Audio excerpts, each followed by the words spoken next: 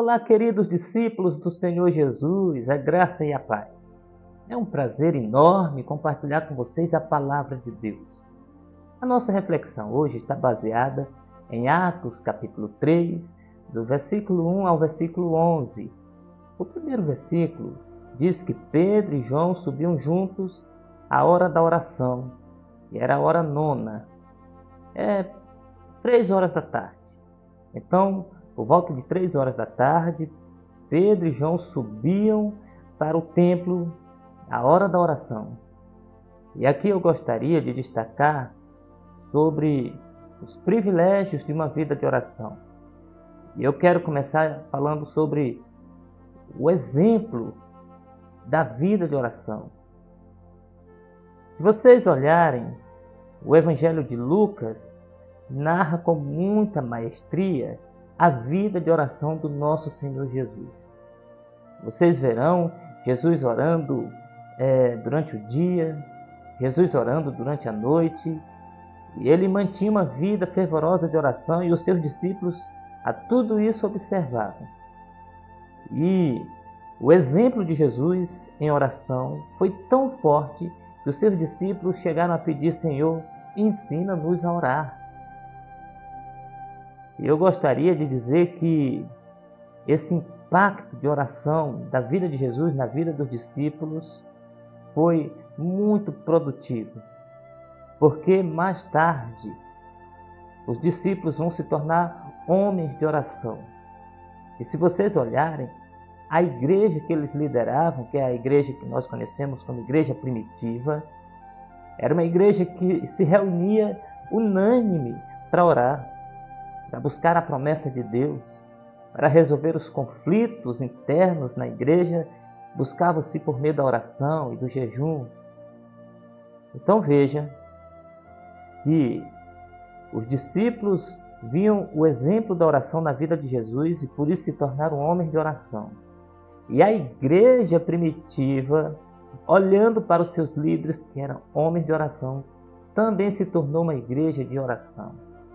O exemplo fala mais do que as palavras. Se você quer ensinar alguém a orar, a ter uma vida de oração, a melhor forma é você se tornando um exemplo de oração. Os pais que querem que seus filhos orem, primeiro precisa demonstrar uma vida de oração, porque o exemplo fala mais do que palavras. O texto de Atos diz que aquele homem paralítico que está à porta chamada Formosa olha a Pedro e João e pede uma esmola. E naquele momento, Pedro, fitando os olhos naquele homem, disse: não tenho ouro nem prata, mas o que eu tenho, isto eu te dou. Em nome de Jesus, levante-se e ande. Eu quero destacar aqui que homens de oração, como eram Pedro e João, são exemplos, devem ser norteadores para aqueles que estão caídos. Notem no versículo 4, o apóstolo Pedro diz para aquele homem: olhe para nós. É assim que nós devemos estar diante daqueles que estão caídos, e eles podem ver em nós um norte, uma baliza. Nós precisamos ser exemplo para aqueles que estão na sarjeta. Eu quero destacar também o versículo 6.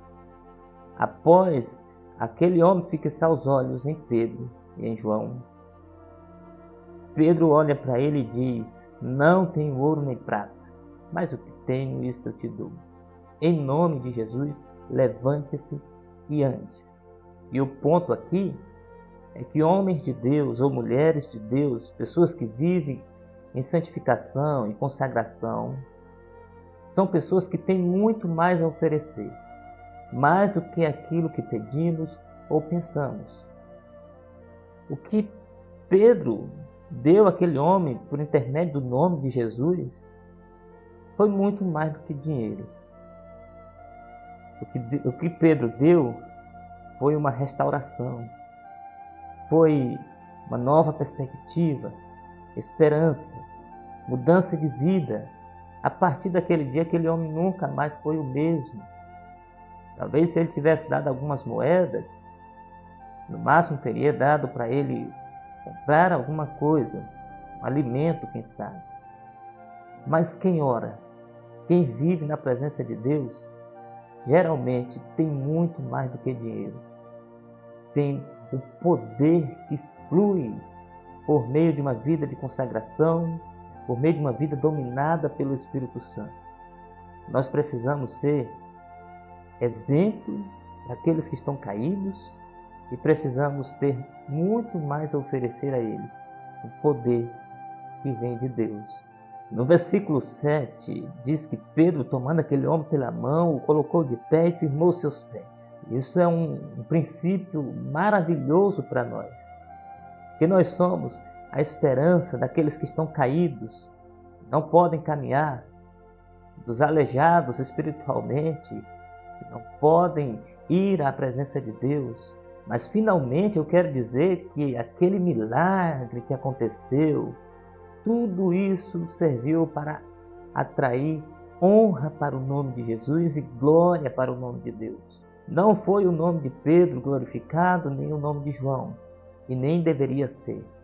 Veja que na parte final do versículo 6, o apóstolo Pedro diz: em nome de Jesus Cristo, o Nazareno, levante e ande. Nenhuma autoridade veio de Pedro ou de João, mas do nome do nosso Senhor e Mestre. O nome de Jesus foi honrado diante de todos. No versículo de número 8 e 9, diz que aquele homem de um salto saiu louvando a Deus. E todo o povo ouviu, louvando a Deus, adorando ao Senhor. E ficaram maravilhados do que havia acontecido. Então veja que o nome de Deus foi glorificado. O nome de Jesus foi honrado, porque é assim que deve ser. É Ele quem opera o milagre. Nós somos apenas os instrumentos usados nas suas mãos. Nós somos apenas o vaso por meio de quem Ele vai abençoar aqueles que estão caídos. Mas eu gostaria de concluir dizendo a vocês que a oração é uma dádiva, é um presente de Deus a nós. Por meio da oração, nós podemos fortalecer a nossa fé. A oração é um tônico para a nossa alma. É uma disciplina espiritual difícil de se praticar, é bem verdade, por conta da fragilidade da carne. Mas aqueles que praticam com fidelidade e estão na presença de Deus podem desfrutar de coisas maravilhosas, de um poder sobrenatural. A oração nos permite ver a nossa pequenez e, ao mesmo tempo, a grandeza de Deus. A oração traz a presença de Deus para perto de nós e nos aproxima do trono do Senhor. A oração traz a glória de Deus sobre o seu povo. A oração nos permite ser exemplo para os que estão caídos e nos permite ajudar aqueles que estão na sarjeta, ajudar a levantar-se e caminhar para louvar a Deus, glorificando o nome do Senhor Jesus. Que Deus nos abençoe em Cristo Jesus. Amém.